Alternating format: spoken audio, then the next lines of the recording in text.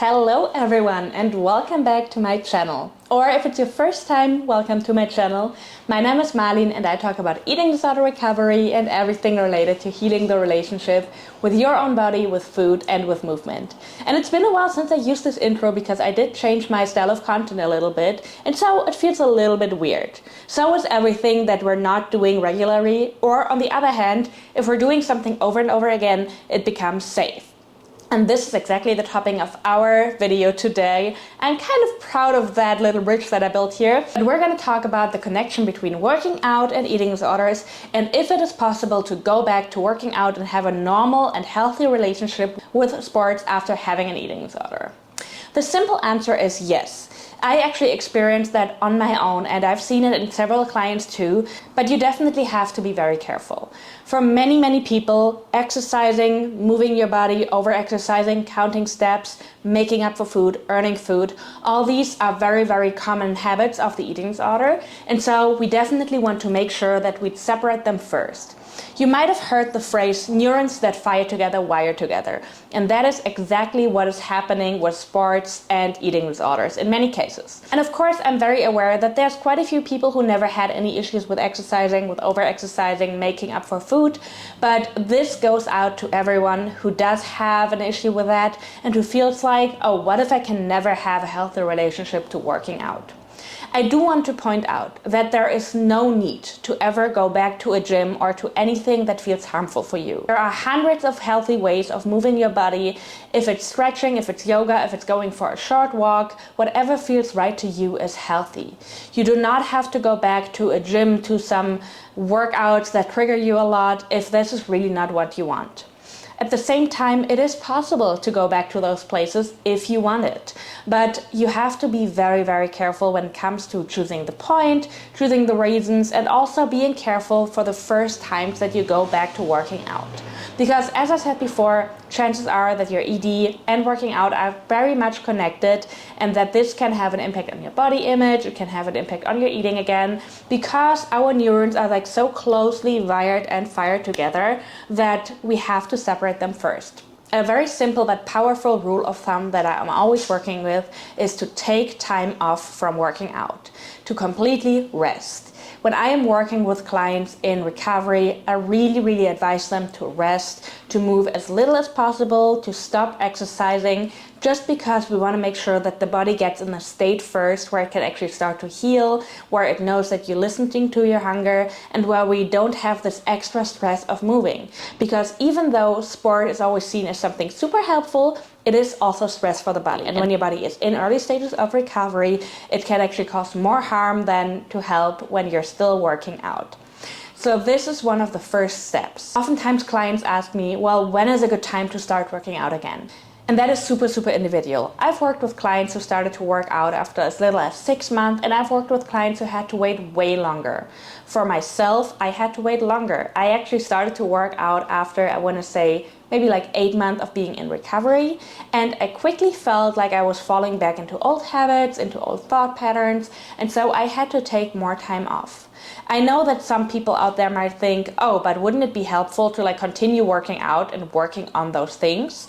In my case, honestly, I just needed more time. I needed to stabilize more, not in terms of weight, I was already way overweight restored, but I needed to stabilize my thoughts, my mindset. I had to come to terms with my body first before I started to work out again. Because what I didn't want to slip back into was, oh, I'm working out and on the outside it looks healthy, it's very socially accepted, even people who were concerned about my health before thought, oh yeah, she's working out again, that's a good thing. While in my mind, it all was just resolving around losing weight, building muscle, looking leaner, looking a certain way, and that quickly brought me back into old thought patterns. Once I realized that, I had to pull a hard stop, I had to stop working out, and I really had to learn to accept my body. Now, of course, this doesn't happen overnight. As many of you know, I'm making a lot of videos on that, but also everyone is individual and everyone has their own issues with their body.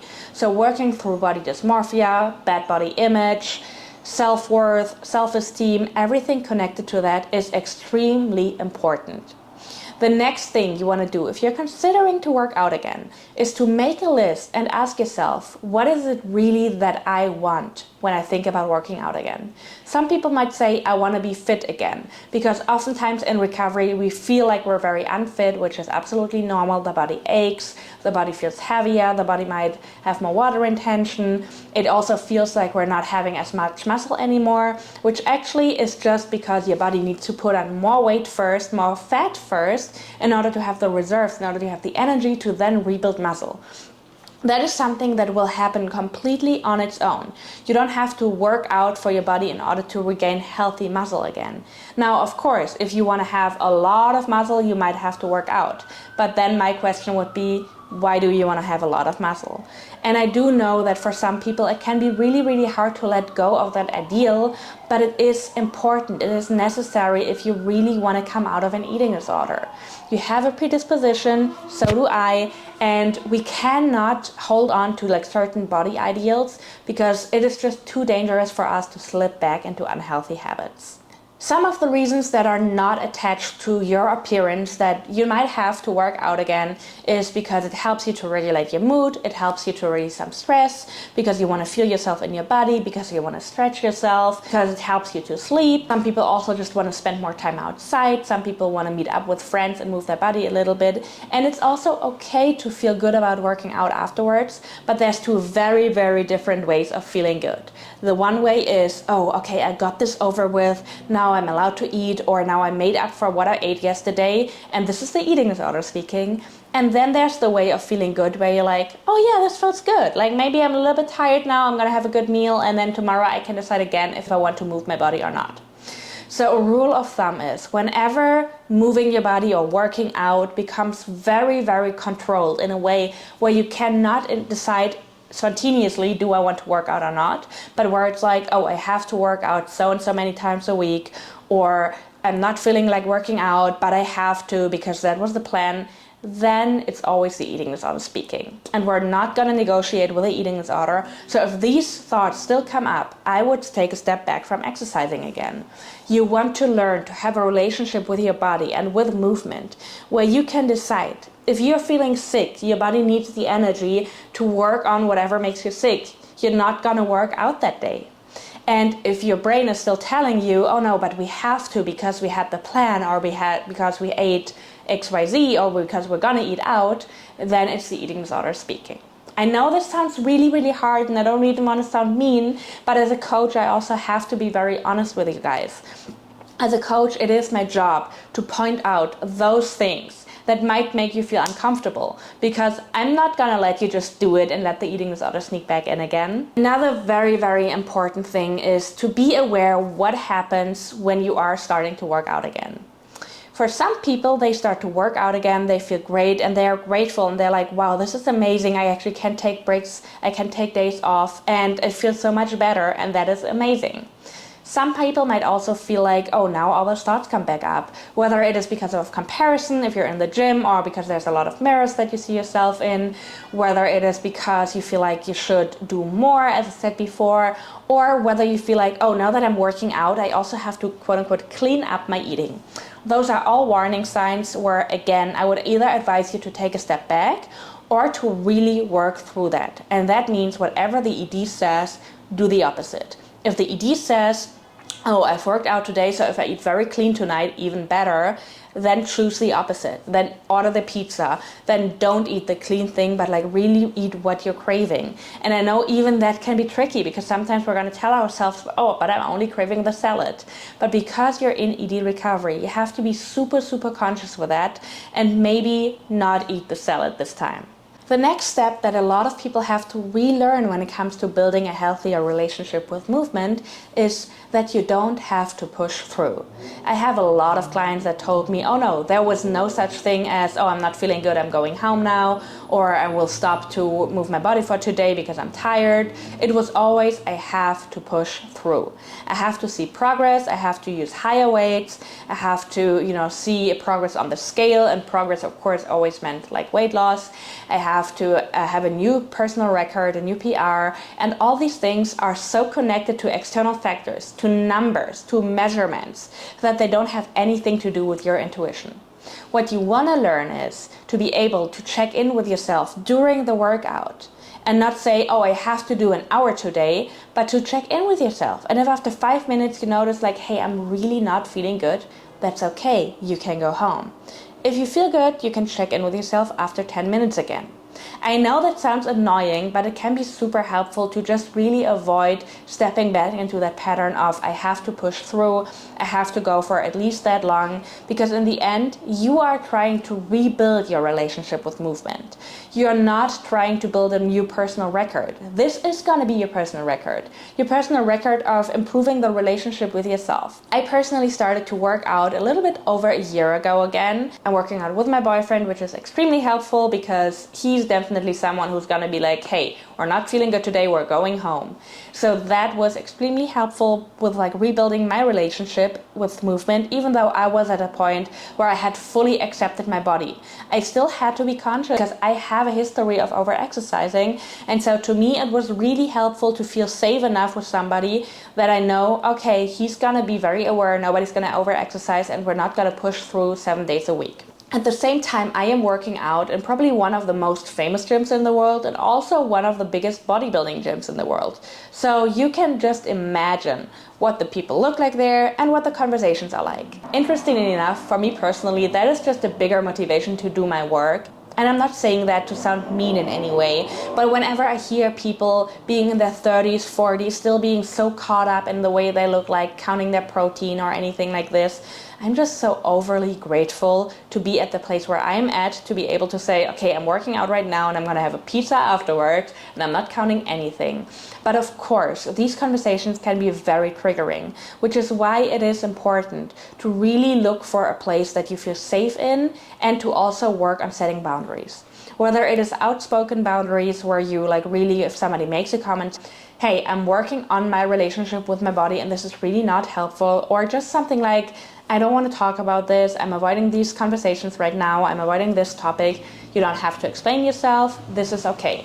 But also the internal boundaries, and what I mean by that is to stop comparing yourself, to stop staring in the mirror while you're working out, and to come more into feeling. What does my body feel like right now? Do I really want to do another set of this, or is it enough? And it doesn't matter if you've been in the gym for 2 minutes or for 20. I want you to really come to a point where you can listen to your body and don't listen to any of the ED thoughts. Because as one of my wonderful clients recently said, the first thought that comes up is not only an ED thought, but afterwards you have control if you want to feed into that and if you want to listen to that, or if you want to decide to do your own thoughts. You can always check in with yourself. What is true for me right now? Do I decide to listen to the AD and fall back into overexercising, or do I decide to listen to my body? Another thing that can be really challenging for people is that they constantly feel like they've been observed. If you're in a gym where people are very, very superficial or talk about certain things a lot, it can automatically feel like people are observing you. But oftentimes these are exactly the places where people are so self-conscious, where people are looking at themselves the whole time, people counting their own stuff and being so caught up in their own mind that they won't even care.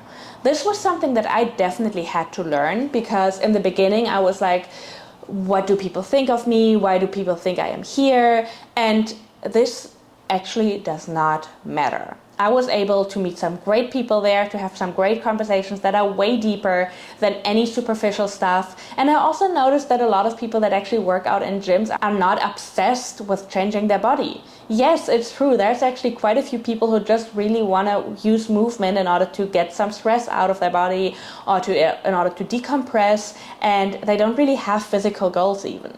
At the same time, we live in a world where sports is like deeply connected with physical goals, and this is why we want to cut this connection. I want you to come back to the roots. I want you to be able to really ask yourself, what are my reasons outside of working out? What is it that I really want when I want to move my body? And if just a single thought of it is, oh, I want to look, more toned, I want to lose weight, I want to build more muscle because of my appearance, then this is something to be super cautious with, also something to be super honest about, because your therapist or your coach will definitely understand, but they can only help you if you're being honest about that topic. So to sum it all up, if you decide to go back to working out Please be very, very cautious. Please make sure to always check in with yourself, and most importantly, to intentionally separate those two things, your eating and your moving behaviors. That means nourishing your body regardless. It doesn't matter if you moved your body at all or if you were just sitting at home. Always nourish your body. Do not cut back on anything. And also, especially on rest days, if you go back to the gym, and I really hope that you're going to have a lot of rest days in the beginning. We don't want you to jump into like working out 5 times a week or anything close to that. Especially on rest days, to still nourish your body, to still eat all the things, whether it is sugar, candy, pizza, whatever it is, because that will help you to intentionally separate the thought of, oh, my moving patterns have to be connected to my eating patterns. If the reason why we're doing this, I know it all sounds super theoretically, but because eventually this is what leads you to intuitive eating.